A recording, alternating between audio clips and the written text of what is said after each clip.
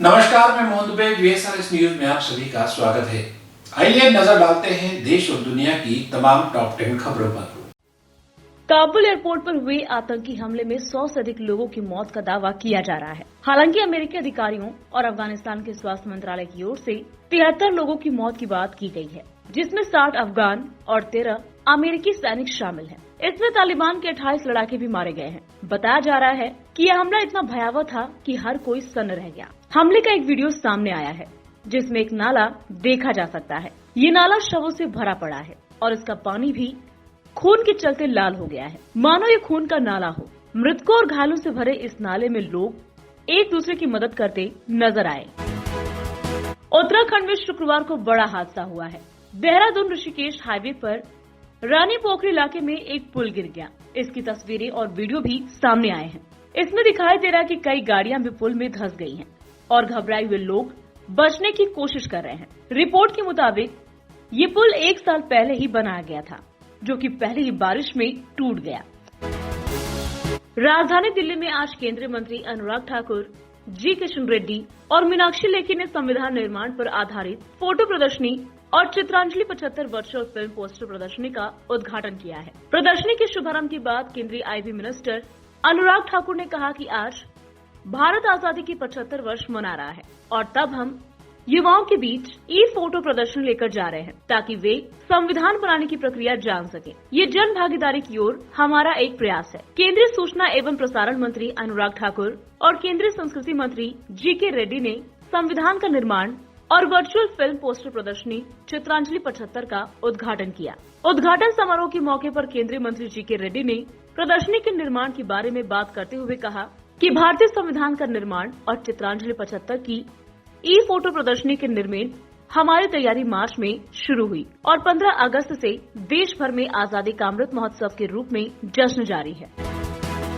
पंजाब कांग्रेस का घमासान थमने का नाम ही नहीं ले रहा। गुरुवार को पार्टी प्रभारी हरीश रावत ने पंजाब कांग्रेस प्रधान नवजोत सिंह सिद्धू को अपने सलाहकारों को हटाने का अल्टीमेटम दिया था, जिसके बाद शुक्रवार को सिद्धू के विवादित सलाहकार मालविंदर माली ने इस्तीफा दे दिया। वहीं अमृतसर में व्यापारियों को संबोधित करते हुए पंजाब कांग्रेस प्रधान ने कहा कि यदि उन्हें फैसला न लेने दिया गया तो वे ईंट से ईंट बजा देंगे। वे पंजाब मॉडल के संदर्भ में बात कर रहे थे। किसान नेता राकेश टिकैत हल्ला बोल रैली के लिए चंडीगढ़ पहुंच गए हैं। पहली बार इस तरह की रैली करने आए टिकैत ने दोपहर करीब 1 बजे रैली से पहले प्रेस कॉन्फ्रेंस में कहा, किसान आंदोलन एक वैचारिक क्रांति है और एक क्रांति ऐसे ही दबने वाली नहीं है। मोदी सरकार को कंपनियां चला दी हैं, इसलिए 9 महीने बीत जाने के बावजूद आज भी किसान से कोई बात करने को तैयार नहीं है। रेलवे, स्टेडियम इत्यादि को बेचा जा रहा था, जो ठीक नहीं है। अपनी बात में सरकार को तालिबानी करार देते हुए राकेश टिकैत ने गन्ने का रेट 5 पैसे प्रति किलोग्राम बढ़ाए जाने को नाकाफी बताया। उन्होंने कहा कि 1 जनवरी से फसल को दोगुना रेट पर बेचेंगे।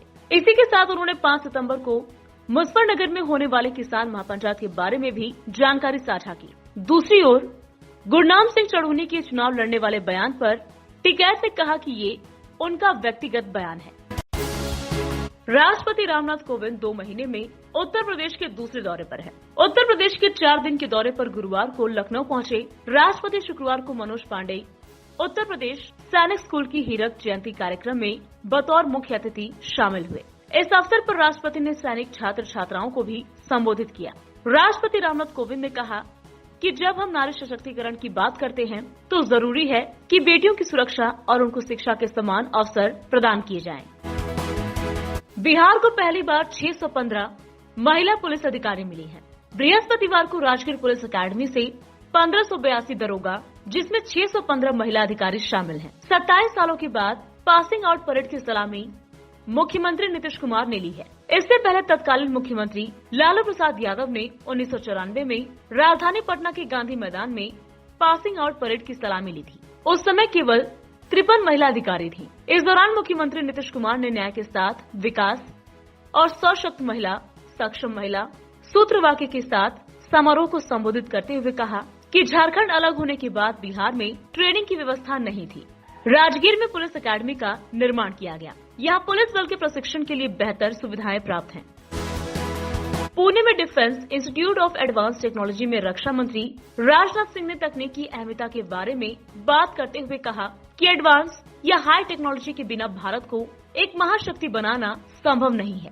जब हम DRDO जैसे संस्थानों के बारे में सोचते हैं तो हमें गर्व की अनुभूति होती है। पुणे में अपने संबोधन के दौरान रक्षा मंत्री ने कहा कि रक्षा मंत्रालय द्वारा कई पहले की गई हैं, जहां सैन्य, शिक्षाविदों, उद्योग और सरकार के प्रतिनिधि ज्ञान और सर्वोत्तम प्रथाओं को साझा करने के लिए एक मंच पर एक साथ आ सकते हैं, जो इनोवेशन के मार्ग का नेतृत्व करने में मदद कर सकते हैं। सिंह ने संस्थान में खेल, एथलीटों और सैनिकों के साथ भी बातचीत की। रक्षा मंत्री की मौजूदगी में ASI के एक स्टेडियम का नाम चोपड़ा के नाम पर रखा गया।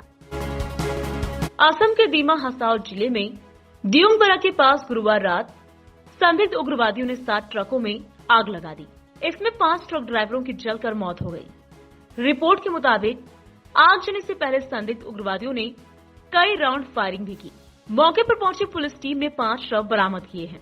ये घटना राजधानी गुवाहाटी से करीब 200 किलोमीटर की दूरी पर हुई। असम पुलिस ने कहा कि इस घटना के पीछे उग्रवादी गुट दिमासा नेशनल लिबरेशन आर्मी का हाथ हो सकता है। जिले के एसपी ने कहा कि घटना के बाद इलाके में बड़े स्तर पर सर्च ऑपरेशन जारी है। बदमाशों को पकड़ने के लिए असम राइफल्स की मदद ली जा रही है। छत्तीसगढ़ में भूपेश बघेल की अगुवाई में कांग्रेस सरकार का आधा कार्यकाल पूरा कर लेने के बाद अब सीएम बदलने को लेकर घमासान शुरू हो गया है। छत्तीसगढ़ कांग्रेस के वरिष्ठ नेता और मौजूदा सरकार में मंत्री TS सिंहदेव सीएम की कुर्सी से कम पद मानने को तैयार नहीं दिख रहे हैं। बघेल और सिंहदेव के बीच मचे सियासी घमासान को खत्म करने के लिए दिल्ली दरबार में बैठकों का दौर तेज हो गया है। मुख्यमंत्री भूपेश बघेल राहुल गांधी से फिर मुलाकात करने वाले हैं। इस बीच उन्होंने कहा कि हमारी सरकार सुरक्षित है और सभी विधायक एकजुट हैं।